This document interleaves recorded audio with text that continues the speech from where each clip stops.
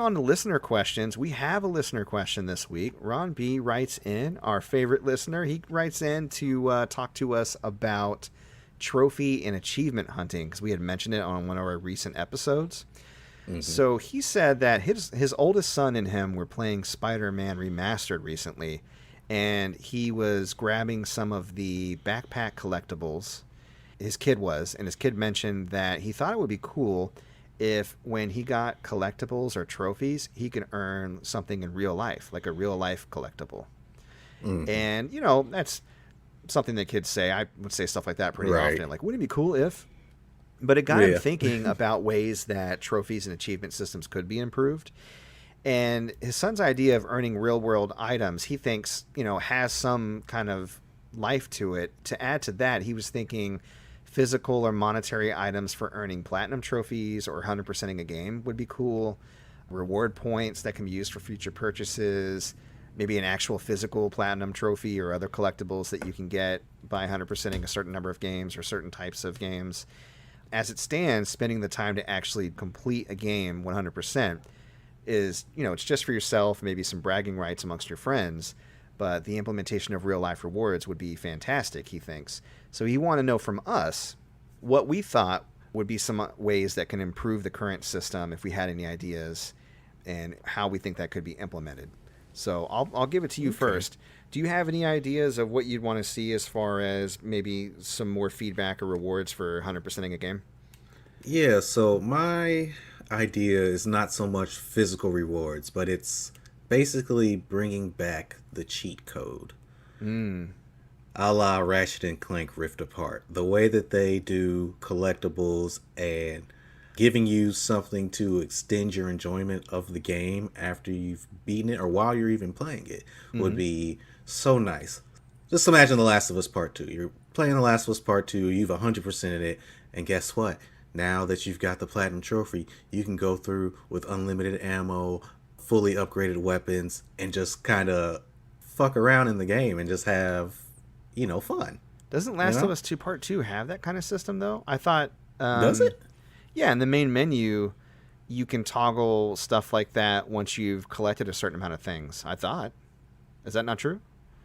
Oh, man, I don't know. Yeah, I think you just used an example that actually exists. That doesn't mean it isn't a good example. I think it's great. Okay, well, some games do this. Mm-hmm. But you just want to see more of it. Yeah, if more games started to do it, it'd be more interesting. Like a Spider-Man, like his example, Spider-Man Remastered. I completely agree. And this might be another one that already does it, but it's just something that I don't really think about. And now I'm like, I don't know. Yeah. So in the case of Spider-Man, of course, when you get those backpacks and you get all of them, you get an in-game costume. You get the right. And stuff like that I think is already enough. But one of the things that Mass Effect did that I thought was really cool, when you got achievements in Mass Effect, they would affect your subsequent playthroughs. So for example, if you got maximum Paragon points, then your next playthrough, I think you get an additional 5% at Paragon experience. So you'd max out your Paragon faster. And then if you maxed out, like if you got your achievement for assault rifles or shotguns, you would do more damage with those weapons on your subsequent playthrough. Mm-hmm. So each achievement would actually give you some kind of in-game buff or reward that made your subsequent playthroughs a little bit more streamlined and easier, and made it easier and funner to go back if you want to try higher difficulties. Thought that was really cool. Okay. Yeah. So dovetailing on your example, I really think that those are some great ways to implement it internally, non-physically, right? Now, as far as physically, what I've seen, I gushed about this with Xbox Series X. What I've seen them do is achievements actually do go towards points that you can get to get like swag or gift cards. So I'd like to see more of an implementation of that across the board. Nintendo doesn't have trophies or achievements yet, but if they ever started up, that could be another way to earn their gold coins where you can use those to get money off future purchases, or the platinum coins that they give you, which... you kind of already get those from playing games or going and doing challenges on the website, so that could be more robust and streamlined across all their games. And that gets you physical rewards too. Like I've gotten some stickers from Xenoblade, and I got like a notebook that was themed after Age of Calamity. Like I got those limited edition Mario pins from buying the Mario game and then doing the Mario challenge. Like those are cool, right? So those are some real world examples that are not necessarily tied to trophies or achievements, but are tied to doing a little bit of extra stuff on their website and through the games, right? Okay, yeah.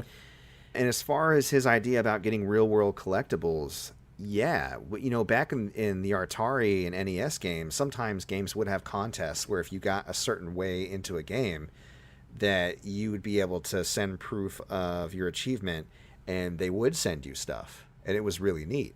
I don't think it would cost that much, especially in this age, as far as how cheap it is to ship things and how much money we pay for the games in the first place. And it'd be a good way to extend the play of games, because really a developer and a publisher, they want you to keep playing their game. And a lot of times they'll go to live services for that, but that's putting a bad taste in everybody's mouth.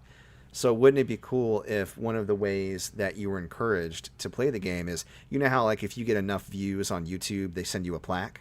Yeah. What if you got a plaque for every 10 or 20 or 50 platinum trophies you got, and you can hang that up on your wall? Because honestly, dude, if Sony sent me a plaque that said, you got 100 platinum trophies, here's your plaque, I'd be like, fuck yeah, I'm going to put this right here, and that's going to show up on my streams. I'm going to put this right above my bed. Right? You're going to put it right above your bed. My wife's going to see it, and it's going to turn her on. She's going to be all over me. She's like, oh, wow, 100 plats. Wow, your e-peen must be huge. Give it to me. Right. Yeah, exactly. So, no, I think it actually would be kind of cool, and it's a neat concept to think about. As it stands, it's still enough for me to go after them, because I think it's like in a way to extend gameplay in a game I already enjoy. I used to do this back in the 360 days, where I would play a game I didn't like just because I knew the achievements were easy to get. Yeah, but again, I had more time, and it just was fun to watch that number rise. Nowadays, the only time I usually get a platinum is if I really, really like the game and the platinum isn't impossible. I'm still working on the platinum for Final Fantasy IX, because while it's not impossible, it's very time consuming. I have to defeat 10,000 enemies. It's like the last trophy I need. And there's no in-game counter, so every once in a while I just boot up Final Fantasy IX and fight a few battles for like an hour or so, and I'm like, well, I'm a little bit closer. One of these days.